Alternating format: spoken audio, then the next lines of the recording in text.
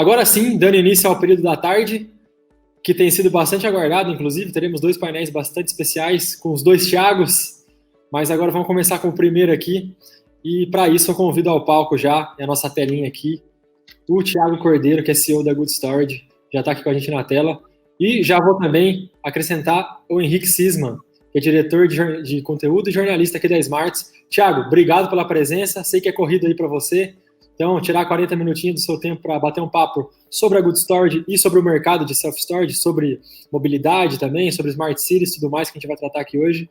Realmente é um prazer receber você aqui. E Henrique, obrigado pela presença novamente para moderar o bate-papo. Já passo a bola aí para vocês seguirem com a conversa. Show, Léo. Valeu, vamos lá para mais um. Thiago, prazer recebê-lo, entrevistá-lo. Nesses próximos 40 minutos vamos falar um pouco dessa tendência que está chegando com força aqui no Brasil, em São Paulo, conhecer um pouco mais aí do trabalho de vocês. Vamos começar introduzindo esse painel pelo modelo de negócio, né? O que é o self-storage, quais países ou empresas pelo mundo têm desempenhado esse novo conceito com maior sucesso e qual que é o tamanho desse mercado aqui no Brasil atualmente. Seja bem-vindo.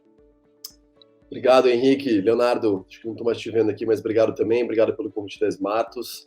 A gente aprecia aí o esforço, a iniciativa que vocês vêm fazendo já há alguns anos, promovendo conversas sobre o mercado imobiliário com um olhar diferente, um olhar buscando as novas tendências, enfim, disrupções de comportamento no desenvolvimento dos ativos, enfim. E a gente está super inserido, acho que nessa mudança de hábito, de comportamento. Self-storage é uma classe de ativo que é pouco conhecida, né? Então, para nós, de verdade, esse tipo de ecossistema que discute as novidades aqui é super, super, super importante. Então, é um prazer de verdade estar aqui. Henrique, vamos nessa. Vamos ver se em 40 minutos a gente consegue compartilhar um pouco de conhecimento por aqui e bater um papo.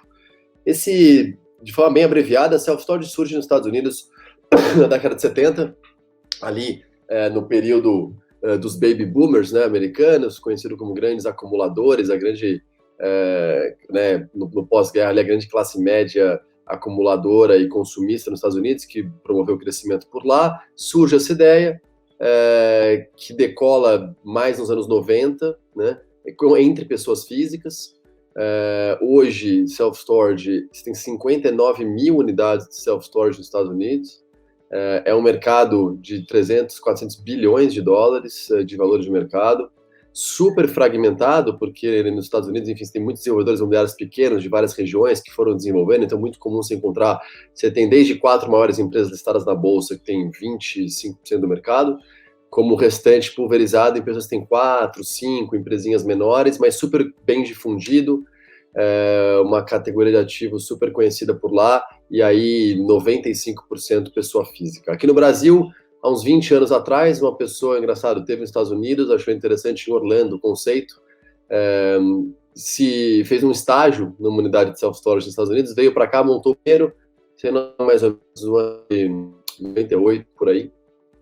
E aí, de lá para cá, o mercado teve um grande período sem muito desenvolvimento. A gente chegou em 2014, acho que num momento um pouco já diferente, trazendo uma visão um pouco mais institucional, um plano de negócio um pouco mais de longo prazo para o setor, mas enfim, hoje a gente tem pelo Brasil aproximadamente 300 unidades de self-storage, com uma área alocável, alguma coisa aí perto de 700 mil metros, né? Então, assim, ainda é muito incipiente, mas está construindo o seu caminho. Em São Paulo, que é o principal mercado da Good Storage, hoje a gente tem 16 operações, outras 12 em construção.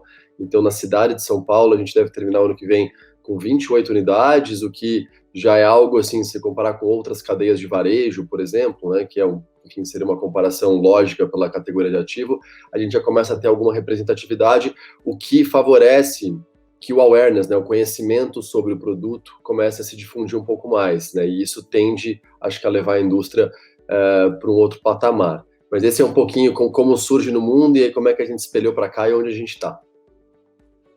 Maravilha, maravilha, Thiago.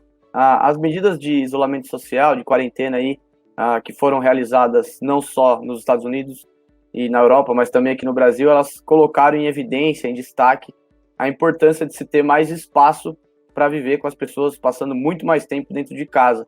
Essa percepção teve ou tem algum tipo de reflexo nesse mercado de self-storage? Ou seja, de que forma o cenário de pandemia impactou, pode vir a impactar esse modelo de negócio, na sua visão? Foi muito curioso, né? Acho que como todos os setores, a gente no primeiro mês ali, final de março, etc., a gente ficou um pouco, né, apreensivo como é que essa história vai acontecer. Mas eu acho que o isolamento social entre as pessoas físicas fez com que as pessoas repensassem bastante a sua moradia, né, de fato. E aí o fato de estarem isoladas em casa, repensarem inclusive as questões, enfim, de organização, de espaço, de design, enfim, o diálogo com a própria residência, que acho que num mundo onde você está muito mais fora de casa do que dentro, com muita distração, né, isso passava um pouco despercebido, você empurrando um pouco com a barriga e tal. Então você viu que já no começo da pandemia, arquitetos de interiores, né, e as empresas, inclusive, de bricolagem, enfim, que vêm para reforma e tal, começaram a ter um aquecimento profundo. Né? A gente tem muitos parceiros que são arquitetos para esse tipo de uso, que é de fato ou para a pessoa utilizar o self-storage quando em mudança, reforma, ou inclusive com a extensão da casa dela. E a gente foi percebendo por aí um aquecimento muito rápido do mercado. Hoje tem já vários artigos que, de fato, esse mercado de reformas está super aquecido. Então, enfim, e a gente foi acompanhando um pouco isso. E, de fato, fez com que as pessoas, enfim, ou precisassem readequar a casa para conseguirem ter um espaço de home office mais adequado. Então, o home office foi um vetor de promoção da utilização de self-storage, ou mesmo, enfim, se atentaram um pouco mais às questões de organização, de estética, enfim, de ter um espaço mais arrumado, enfim, né, te brinca, né? Deixa que a bagunça você guarda dentro do box, né? Vive num lugar mais belo. Então foi um vetor importante de promoção. A gente teve o público de pessoa física crescendo bastante, não nos primeiros 2 meses, que obviamente era uma questão ali, inclusive, né, não seguia-se recomendação, inclusive de mobilidade de pessoas, mas ali a partir de julho, agosto, a gente começou a ter um aumento de procura justamente para esse uso das pessoas tendo um carinho maior com os próprios lares, e aí seja a escolha, né, de espaços menores como extensão da casa, que é um tipo de uso que a gente chama de long stay. Então a gente tem tamanhos de 1 metro quadrado, literalmente é um armário, até 500 metros quadrados, que é mais para um público corporativo. Dentre esse 1.500, você tem quase 30 tipos de tamanho diferentes. A ideia é que você consiga oferecer o tamanho exato que a pessoa precisa para que esteja uma relação de custo-benefício atrativa e que não tenha desperdício. Então os boxes menores, muitas vezes 3, 5 metros, as pessoas acabam utilizando, de fato, como uma extensão da própria casa, para conseguirem abrir um quarto, enfim, ter um segundo filho, sem a pressão de ter que mudar de apartamento, que seja. Então, tanto esse uso mudou, porque era o home office chegando, quanto o uso das reformas. Perfeito. Na sua primeira resposta, você falou das operações que já estão em andamento, da Good Storage. Só para a gente entender a questão do tamanho das unidades, uma mesma operação tem um portfólio que varia entre o tamanho do self-storage ou não? Cada operação tem um tamanho único para um determinado tipo de demanda? Não, assim, cada ativo tem a sua particularidade em função do entorno que ele se insere, né, do seu contexto. Então a gente tem ativos que são mais dentro dos bairros, e aí, por serem até áreas mais valorizadas, são ativos menores. Então dentro da Vila Olímpia, nós estamos agora na Rua Augusta, Brigadeiro, para quem é de São Paulo aqui, desculpa se que a audiência vai além de São Paulo, mas bairros muito nobres, tá, com residencial de renda média e alta ao redor, né, então são unidades menores, às vezes mais verticais, inclusive, onde o unit mix, né, os espaços, como a gente chama, são mais voltados a pessoas físicas, são espaços menores, né. E você tem as unidades mais ali, para nós, a gente brinca que o nosso rodoanel é a Marginal aqui em São Paulo. Então, as unidades mais perto da Marginal, que aí você consegue ter terrenos mais amplos, e aí as unidades também são mais amplas, a gente tem uma infraestrutura de docas também, porque o acesso de caminhões, você não tem restrição de caminhões, mas uma infraestrutura de doca mais bem servida, atende melhor, a gente vai falar um pouquinho disso, do last mile, do e-commerce, então ela é uma unidade um pouco mais híbrida. Então, em função um pouco do bairro, né, Moema, aqui em São Paulo, uma unidade menor, mais da pessoa física, a gente ajusta um pouco o posicionamento da unidade. Perfeito, perfeito. Uma característica de cidades como São Paulo, né, cidades muito grandes, muito povoadas, além de grandes, é justamente a falta de espaço, e certamente isso vai ao encontro da oferta de self-storage nesses locais. Eu queria entender, além dessa questão do povoamento, de ser uma saída, como você bem colocou, que o home office até clareou essa necessidade para muitas pessoas, mas quais outras estratégias que norteiam o desenvolvimento desse tipo de projeto na Good Storage? Você diz mais voltado à pessoa física? Exato. Pode falar das empresas também, já que a gente trouxe essa provocação no título do painel, inclusive. Tá joia. Então, assim, o maior desafio ainda, quando se fala de estratégia, ainda é fazer com que os públicos conheçam o tipo de solução. Então, pô, tem uma solução que eu alugo o espaço do tamanho que eu preciso, num contrato mensal, sem fiador, que eu cancelo a hora que eu quiser, desburocratizado, sem multa de cancelamento, eu posso aumentar e diminuir o tamanho durante... Enfim, todas as características de usar, né, conseguir comunicar essas características de uso para o usuário, de repente, se entender como um usuário, né, que é a construção do awareness, que a gente chama. Esse continua sendo o maior, acho que, desafio do setor, né? No público pessoa física, as estratégias passam, de fato, por você prover uma excelente experiência de uso, e aí você ir construindo patrocinadores da solução e da sua marca. Então, assim, a gente tem muitas campanhas para os próprios usuários indicarem amigos, etc. E a gente percebe nas próprias pesquisas que a gente faz que a experiência de uso surpreende, né, o usuário pessoa física pela funcionalidade, pela forma que é muito prático e, enfim, às vezes realmente tira um problema que você tinha ali que você não imaginava que ia ser tão simples de ser resolvido, né? Sem contar essa questão de que, de novo, assim, a ideia não é você ter um custo fixo, isso vem muito alinhado com a nova forma de viver nas cidades, mas é uma coisa sobre assinatura. Você utiliza pelo tempo que você precisa, se você precisar reduzir o tamanho, a gente também favorece que você faça isso, ou aumentar. Eu acho que é um novo tipo, é o consumo consciente, né? O consumo onde a companhia e o consumidor, eles trabalham mais lado a lado nesse sentido. Então, por aí a gente desenvolve as teses de pessoa física, que passam por um evento, então tem um evento específico que a pessoa precisa atender, uma mudança de país, um divórcio, um luto, enfim, e aí talvez ela tenha um uso por X meses, é um uso específico, as reformas, e o que a gente chama de estadia de longa duração, que é de fato a pessoa fala assim, poxa, né, de repente eu não preciso ir para um apartamento maior, fazer um investimento e todos os custos associados, o que eu precisava é conseguir ter essas coisas num lugar aqui perto, seguro, limpo, que eu possa ir quantas vezes eu quiser, e isso me atende, isso vai aumentar R$300, R$400 por mês para mim, é muito inteligente da perspectiva financeira, inclusive. São os principais posicionamentos da pessoa física. Para a pessoa jurídica, foi uma grande aposta nossa já há uns 2 anos. Não é assim que self-storage se posiciona nos Estados Unidos, principalmente.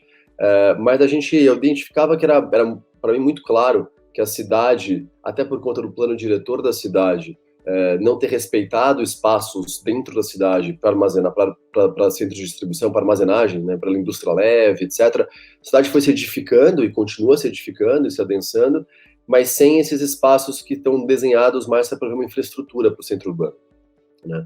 E aí, a mobilidade de mercadorias, e está óbvio agora falar isso na pandemia, porque a gente viu o que aconteceu com o e-commerce, etc., mas é um posicionamento e uma discussão que a gente vem tendo há algum tempo já, porque era inevitável que esse consumo digital ia num caminho que continua ainda e vai crescer, mas a mobilidade de mercadorias no centro urbano passa a ser tão relevante quanto a mobilidade de pessoas, né? A gente fala que a função social, não quero ficar muito técnico aqui, mas a função social do deslocamento. Então, um veículo com uma pessoa, né, se deslocando do ponto A ao ponto B, qual é a função social desse veículo? E um caminhãozinho pequeno, veículo leve, elétrico, com 60 caixinhas, fazendo 60 entregas, se deslocando do ponto A ao ponto B. Né? Quem provê mais função social? O caminhão. Né? Então, assim, o olhar para a mobilidade no sentido de transporte de mercadorias muito diferente, né? E para isso, você tem que ter uma infraestrutura no entorno, sim, você vê o mercado industrial, que a gente chama de galpões logísticos, está crescendo muito no entorno de São Paulo, no Rodoanel e tal, mas também uma infraestrutura de armazenagem, de curto ciclo, de rápido giro, mais dentro da cidade. A gente posicionou a empresa nesse público, acredita muito nesse modelo de negócio, não só como ser os pequenos centros de distribuição dessas empresas, mas também tem aquela história dos clientes poderem vir coletar na própria unidade, no box da empresa, é o click and collect, é a devolução, que é a logística reversa, enfim, ter uma estrutura que traz para o público B2B, público corporativo, as mesmas facilidades, cancela a hora que quer, aumenta de tamanho, diminui, tem várias unidades, enfim, contratos mensais, muito simples de ser contratada, mas para oferecer uma relação B2B de abastecimento da cidade, principalmente em função do e-commerce, né? Então, esses são os 2 posicionamentos da companhia, sem me alongar muito mais aqui, mas mais recentemente até expandindo um pouco mais a área B2B, a gente está começando a olhar para desenvolver alguns galpões logísticos um pouco maiores, inclusive, dentro da cidade, tamanha essa carência de infraestrutura hoje. Bacana, interessante, só para retificar essa questão das empresas, pelo que eu entendi, então é uma tendência que está partindo da Good Storage da Good Storage aqui do Brasil para fora, ao contrário do caminho que você costuma fazer. Não é uma aposta norte-americana do mercado americano, é uma aposta de vocês. É uma aposta nossa. O empresário brasileiro é muito criativo, né? Essa máxima ela é muito verdadeira, assim. E de 2014 para cá, quando a gente começou, honestamente, a gente teve muito vento contra, né? Então, dois anos ali de um governo em transição que depois caiu, depois mais um ano e pouco, enfim, que também foi muito complicado, depois eleições, enfim, a gente não tem tido aí, não tem sido muito fácil. Então, o empresário brasileiro encontra formas de atuar. E aqui também acho que a gente identificou muito claro essa carência dessa infraestrutura mais corporativa para as empresas, né? Principalmente na área de armazenamento. Então, uniu o ótimo ao agradável, a gente fez uma história. Lá fora, de fato, é uma coisa mais só para pessoa física, o self-storage é um outro perfil de uso, mas você também tem esses galpões menores, né, mais próximo dos centros. Então, também acho que não sugeriu ao investidor de self-storage que fizesse ambos, né? Aqui a gente aproveitou, acho que foi um movimento que a gente está satisfeito de ter feito, de trazer, de fato, as duas vertentes para o negócio. Então, hoje a Good Storage, a gente pretende cada vez mais que ela seja vista como uma solução única de armazenamento no centro urbano. Então, a gente ampliou um pouco esse posicionamento estratégico. Perfeito, perfeito. Aquele ditado, né, na dificuldade e na crise se abrem oportunidades, então acho que vocês estão aproveitando muito bem essa oportunidade aqui de um país tão peculiar como o Brasil. Agora, você tocou num ponto muito relevante, que é a questão da mobilidade, principalmente se a gente for considerar as cidades do tamanho de São Paulo, com a dificuldade de tráfego, de trânsito, de poluição, e os self-storages vêm se posicionando cada vez mais como uma solução de mobilidade a favor da qualidade de vida nesses grandes centros urbanos, reduzindo aí a necessidade de deslocamento das pessoas para que as mercadorias circulem mais facilmente. Eu acho que foi basicamente esse raciocínio que você nos passou há pouco. Então, naturalmente, esse modelo, ao que me parece, incentiva que haja deslocamentos mais limpos, porque eles se localizam, né, tão perto, muitas vezes, do destino final da mercadoria ou da residência do cliente, que esses trajetos podem ser feitos a pé ou mesmo de bicicleta. Então, minha pergunta é como que essa solução tem contribuído para um conceito que a gente vem abordando nos últimos anos, que é o conceito de Smart Cities, e para a redução, consequentemente, do volume de emissão de poluentes. Acho que isso é um ponto muito relevante da discussão, Thiago. Fantástico, Henrique. A gente acha que a solução, né, de self-storage de armazenagem, ela é um dos pilares, acho que de infraestrutura necessárias na mudança, de fato, no funcionamento das cidades. A gente vem discutindo Smart Cities há muito tempo, e é uma discussão que está só no começo, ao meu ver, porque o processo de urbanização, de adensamento urbano no mundo inteiro, ele segue crescente, né? Ainda que as pessoas hoje possam mais e mais trabalharem remotamente, se conectarem de formas distantes, mas do ponto de vista é curioso, mas de trocas de experiência e de ecossistemas, os ecossistemas se aproximam. Então, o processo global hoje nas grandes capitais é de adensamento, é de urbanização bastante acelerado, inclusive. E aí, busca-se, obviamente, que muitos morem mais próximos, num centro, né, mais denso, mas com mais qualidade de vida, com mais segurança, com mais entretenimento, com mais serviço. Esse é o grande conceito. Cada vez mais, obviamente, o poder público tentando se aproximar e contar com investimentos do setor privado. Aonde eu acho que a gente contribui em função de começar a entender, né, que os deslocamentos que a gente faz no nosso dia a dia, eles são, de fato, um legado, né, se olhar por carbono, por exemplo, da nossa pegada de carbono, mas mais que isso, enfim,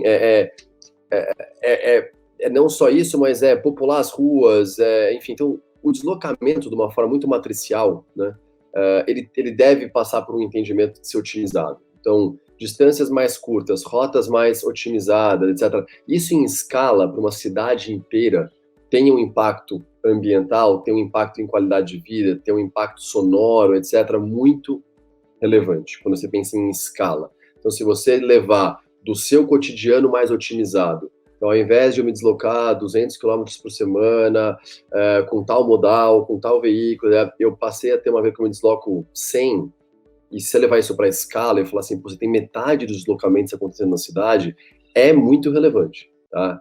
e aí você pode ter, inclusive, artérias de deslocamento mais eficientes, com tanto mais parques lineares, menos necessidade de abertura de ruas e tal, o conceito fica muito grande.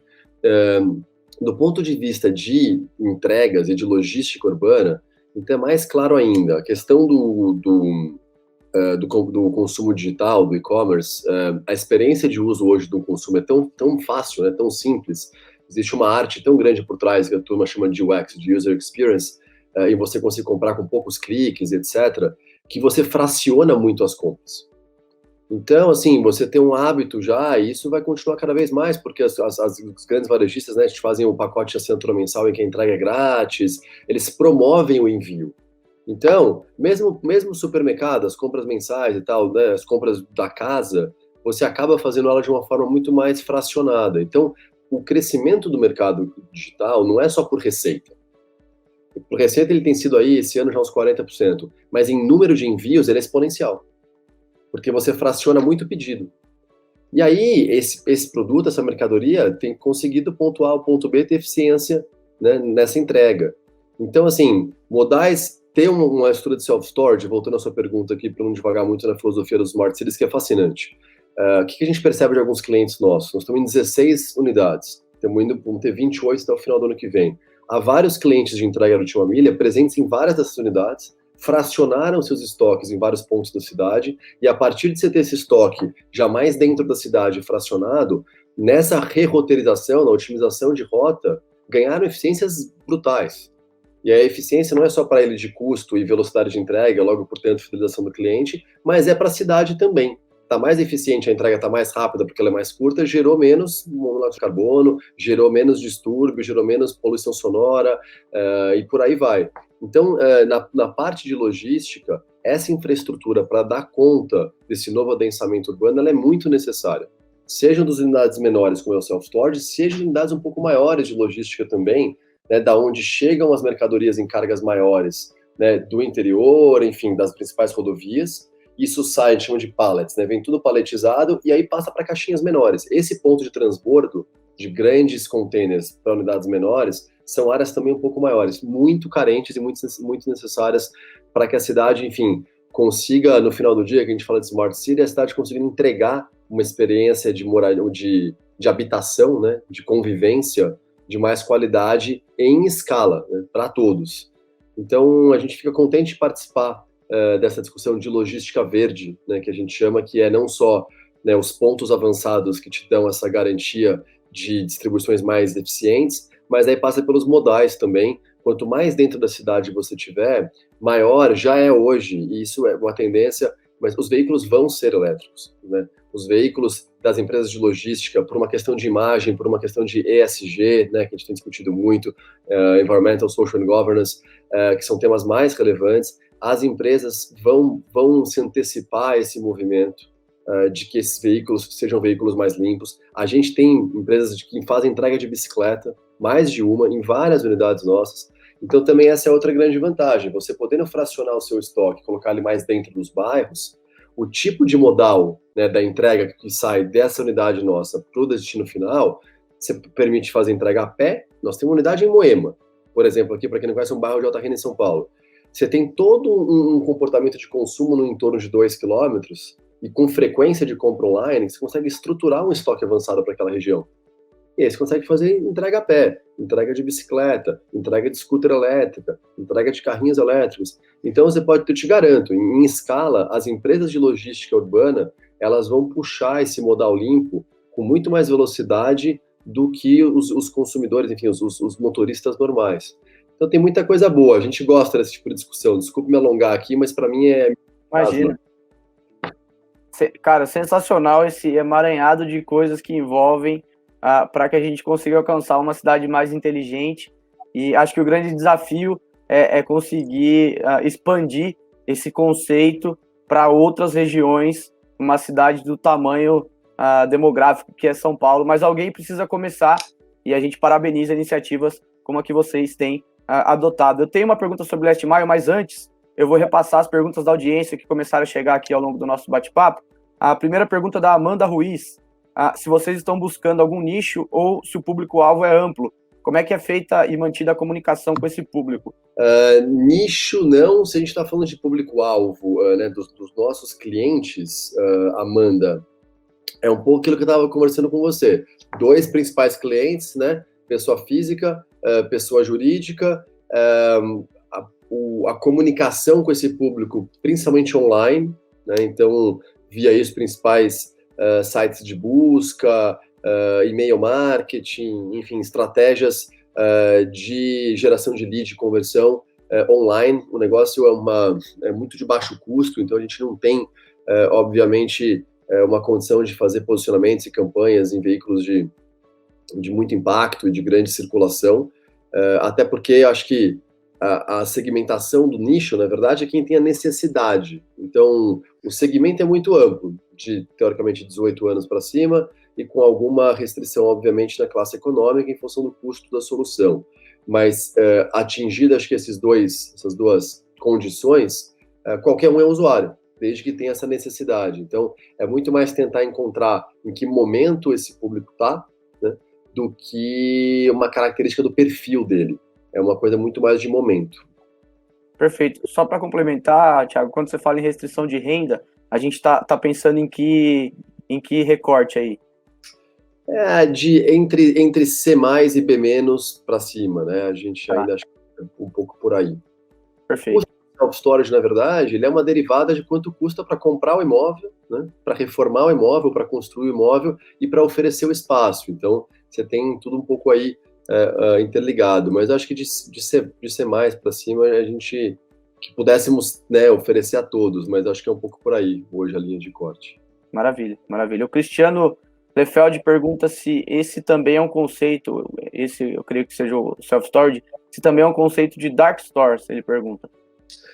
Sim, dark stores, para quem não conhece o conceito, mas basicamente são estoques avançados, dark, porque você não tem a logotipia da loja, enfim, então é como se fosse uma loja de shopping center, mas em algum lugar onde você não vê logotipia, onde é um grande pequeno estoque, armazenzinho, é o que fica atrás do caixa da loja, mas um espaço um pouquinho maior, e dali tudo que é vendido sai com os motoboys, enfim, sai para os deliveries. Então esse conceito de dark store, muitas vezes num dark store, até para você não ter a questão de branding, etc., você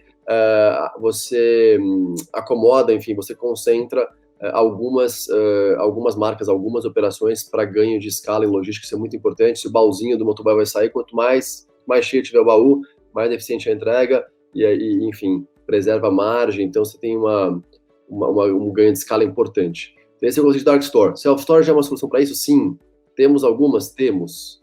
Então, também varia um pouco de localização para localização, das características do imóvel, mas é algo que a gente tem visto acontecer mais e mais, como as dark kitchens também. Então, dark kitchens conceito similar, delivery para comida, né? Ainda tem crescido enormemente, mas ainda vai crescer muito mais. É uma tendência que não volta. E aí você também passa a ter o mesmo conceito de cozinhas, provavelmente super bem montadas, com todas as certificações, obviamente, licença, etc., mas que preparam e que enviam pratos de várias redes, né, de vários tipos, tudo com o conceito de escala, principalmente na ponta da logística. A escala é muito importante. Você ter esse modal de última milha com a sua capacidade mais atendida, com uma capacidade maior, então, de fato, ele saindo mais cheio, né, você dilui muito esse custo dessa logística, que é muito importante. Perfeito. Tem mais 2 perguntas da audiência, mas eu vou aproveitar que você levantou a bola para a questão da última milha e fazer essa do last mile, que é uma pergunta que eu gostaria realmente de fazer aqui no painel. A gente viu que o e-commerce teve um crescimento estrondoso. Essa é uma das grandes marcas da pandemia de Covid-19 aqui no Brasil, que as lojas nunca venderam tanto pela internet, e isso naturalmente se refletiu no aumento de demanda por centros logísticos, de distribuição. A gente acompanha o segmento de galpões e centros de distribuição, e é impressionante como a ocupação aumentou. Então, aproveitando que você mencionou esse ponto, queria perguntar se o self-storage também funciona como esse ponto de entrega ou de retirada, né? Não só de entrega, mas também o consumidor pode retirar nessa última milha para as empresas e seus respectivos clientes, Thiago. Super funciona, Henrique. Assim, a verdade é que a infraestrutura que a gente oferece, ela acaba sendo muito complementar a estrutura desses centros de distribuições maiores, que realmente têm tido excelentes resultados aí de locações, taxa de ocupação, etc., porque não são desses centros de distribuições maiores, a 30, 40 quilômetros do centro da cidade, que hoje saem as entregas direto aos consumidores. Não é eficiente, porque, de novo, as entregas são muito pequenas, são muito fracionadas, né? Quando você tinha centros de distribuições abastecendo uma rede de 50 lojas dentro da cidade, né, os caminhões saíam cheios, e eles faziam ponto A, ponto B, na loja X, ou em 2, 3 lojas mais próximas, e era esse o destino. Então, essa rota ainda era eficiente, e esse caminhão poderia sair de um grande centro de distribuição a 50, 60, 100 quilômetros do centro, né, enfim, São Paulo, de BH, do Rio, de onde for, de Curitiba, que isso ainda tinha uma eficiência, isso era preservado, essa eficiência. Quando você tem esse consumo tão fracionado, né, enfim, o número que público do Mercado Livre, eles tinham apresentação semana passada, o Mercado Livre está fazendo 1.700.000 entregas por dia, né, no Brasil. Então, um número que eles imaginavam ter daqui a 5 anos. Mas quando você tem esse nível de fracionamento nas entregas, não é do centro de distribuição a 50 km que ele tem que sair. Ele tem que estar mais próximo. E o legal dessa história, que a cadeia de suprimentos, supply chain, né, que está por trás de tudo que é logística, está se desenvolvendo muito, é porque o consumo eletrônico, tá? Não quero ficar muito técnico aqui, mas o consumo eletrônico ele gera dados. E toda a brincadeira dessa história é, na verdade, a análise de dados que nutre o que a turma chama de demanda preditiva. Então, assim, até que você tivesse um consumo que deixasse tanta coleta de dados para trás, para que você pudesse, de fato, ir lapidando algoritmicamente o consumo, a frequência de consumo, o tipo de consumo de uma base de clientes tão grande, essa história de demanda preditiva era uma coisa muito de cálculo interna com base no passado da empresa. Hoje, ela tem um nível de auferição tão grande que você consegue empurrar para dentro da cidade aquilo que você sabe que você vai vender amanhã. Não sabe para quem ainda, mas você sabe que você vai vender amanhã. Porque a quantidade de dados, de informação que já existe para ser processada e crescendo exponencialmente, te permite ser muito assertivo. Isso é muito relevante, porque permite a essas empresas que estão aí nos centros expandidos de 160 quilômetros, 100 quilômetros que a gente está falando, né, mais dos galpões mais tradicionais, permitem a eles trazer para dentro da cidade, que é mais caro a armazenagem, óbvio, mas aqueles produtos que ficam muito pouco tempo na prateleira. Então o giro, né, é muito alto. E com isso os espaços que eles precisam também são menores. E aí que a gente entra. Então essa é a complementariedade desse mercado que está super aquecido nos grandes galpões com o nosso mercado. Quanto mais aquecimento eu vejo nos super galpões, também, eu falo, tem um lag aqui, tem um tempozinho, mas vai chegar na gente. Porque não funciona querer sair com um caminhãozinho pequenininho de Cajamar, de Jundiaí, ou de Contagem em BH, ou de Pavuna no Rio de Janeiro, ou de Pinhais em Curitiba, para ficar fazendo entrega, né? Então tá tudo muito conectado, mas o mais importante disso tudo, que eu sei que vocês também aqui promovem, que é a questão de Smart Cities, é as pessoas tendo mais qualidade de serviço. Enfim, eu acho que a gente sai dessa pandemia, expandindo aqui um pouco a sua pergunta, se você me permitir, claro, com algumas exigências.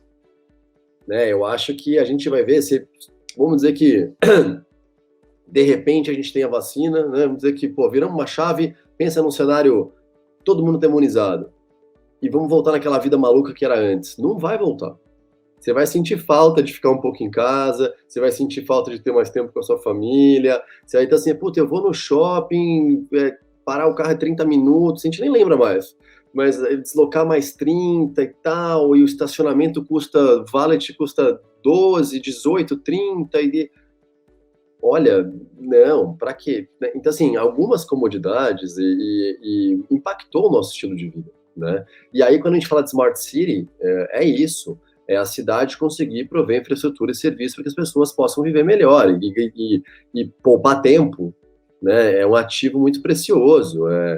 Então, assim, digo que eu tenho visto muitas pessoas me perguntado, passado a pandemia, as coisas, será que retornam? Principalmente relacionado ao e-commerce, retornam porque era antes? Não retornam. Assim, a minha opinião é muito convicta aqui, porque a sua experiência de uso no online, a assertividade, o assorting, a quantidade de produtos disponíveis que você nunca fica na mão. A gente esqueceu o que é fazer todo um percurso, ir numa loja, chegar e não ser atendido porque não tinha tua cor, não tinha teu tamanho, né?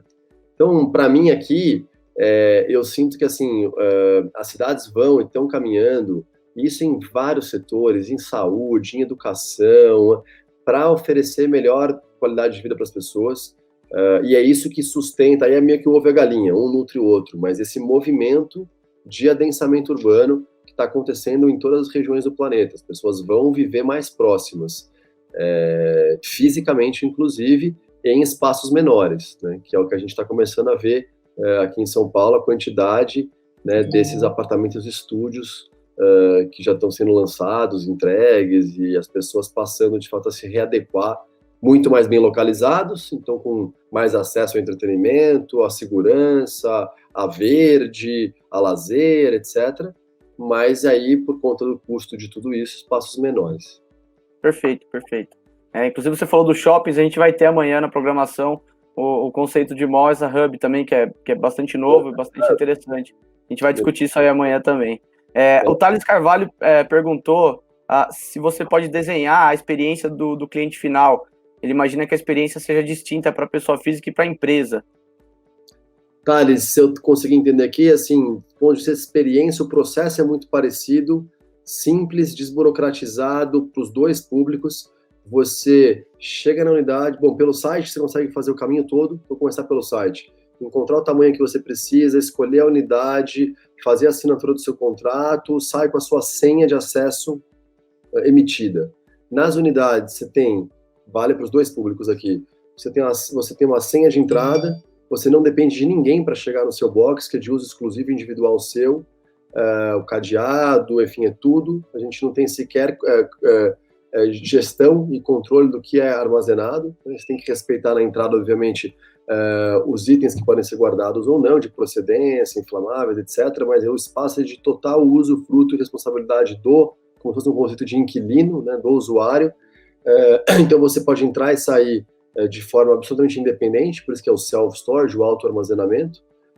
Os contratos são mensais para ambos os públicos, te permitem ao longo do mês, ao longo do seu contrato, eventualmente aumentar um box de tamanho ou diminuir, fazer essas trocas. Não tem multa de cancelamento, não tem fiador. Estou tentando realmente fazer aqui uma navegada por essa experiência de uso. A unidade te oferece desde espaço de trabalho compartilhado, gratuito, que são espaços para coworking, até toda a questão de limpeza, de segurança, tanto segurança ostensiva na unidade quanto segurança remota. Uma unidade tem em média 80 câmeras, para você ter uma ideia, com uma tecnologia de monitoramento por presença, por movimento, tal, muito sofisticada. Então, você usufrui um pouco desse ambiente. Isso são valores e acho que a experiência é muito, muito similar da pessoa jurídica e da pessoa física. A gente não tem nada muito customizado que diferencia a experiência de uso aqui. Espero que eu possa ajudar a entender um pouco esse fluxo. Maravilha. Se não ajudou ao Thales, ajudou a mim. Certamente, mas com certeza foi muito bem respondido. Para a gente fechar, Thiago, tem uma da Denise Horta. A Good Storage está presente em quais cidades? É só em São Paulo, em outras cidades também? Denise, Self Storage está presente em todas as capitais do Brasil já.